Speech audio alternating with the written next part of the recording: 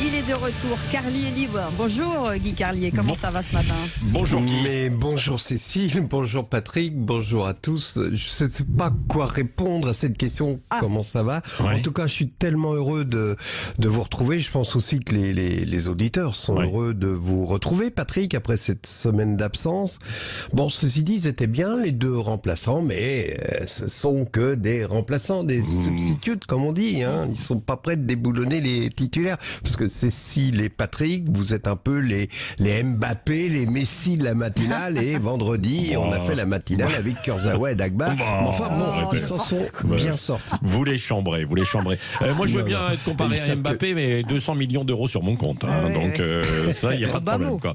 Oui, au bas mot. Bon, Guy, j'imagine que ça ne doit pas être facile quand même d'écrire une chronique d'humour compte tenu de la situation et de l'actualité du moment.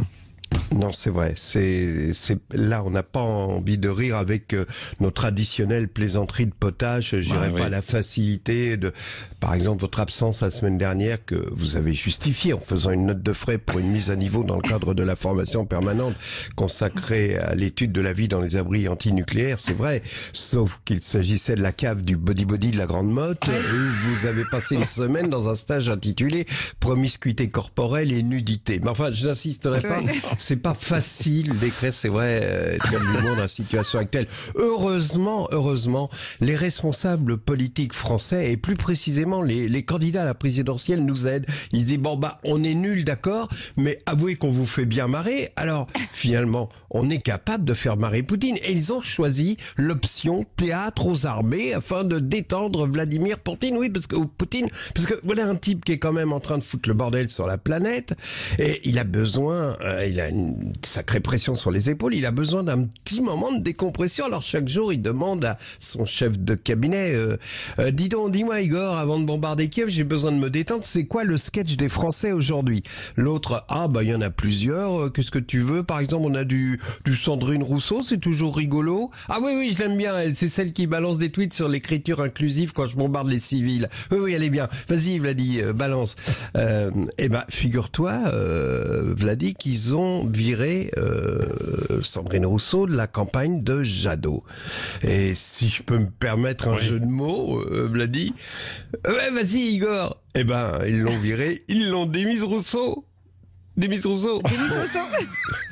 C'est drôle.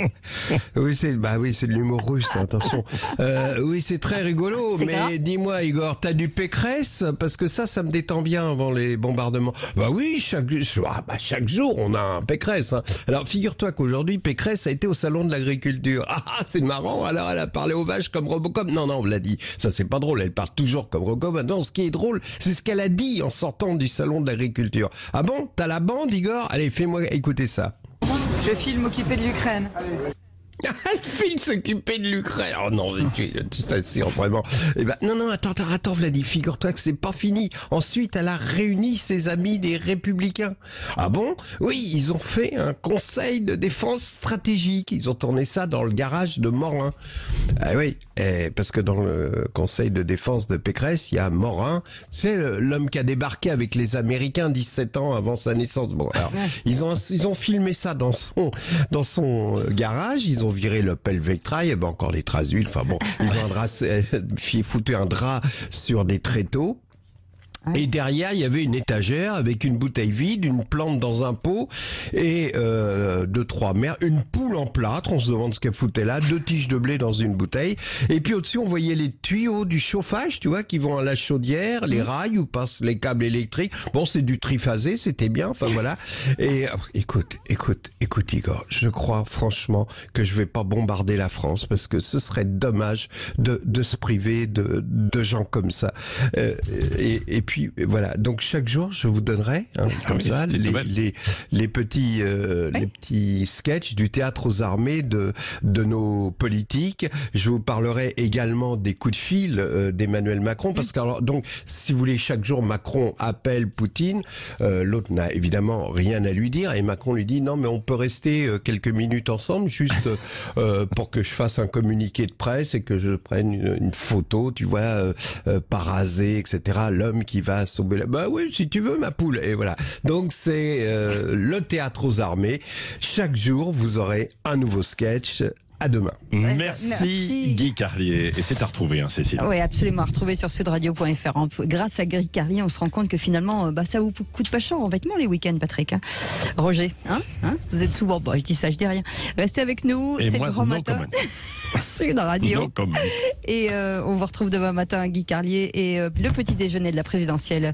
N'oubliez pas, vous voulez discuter, en tout cas poser vos questions à Yannick Jadot, député Europe Écologie Les Verts et candidat à la présidentielle. C'est au 0826 300 300. À tout de suite.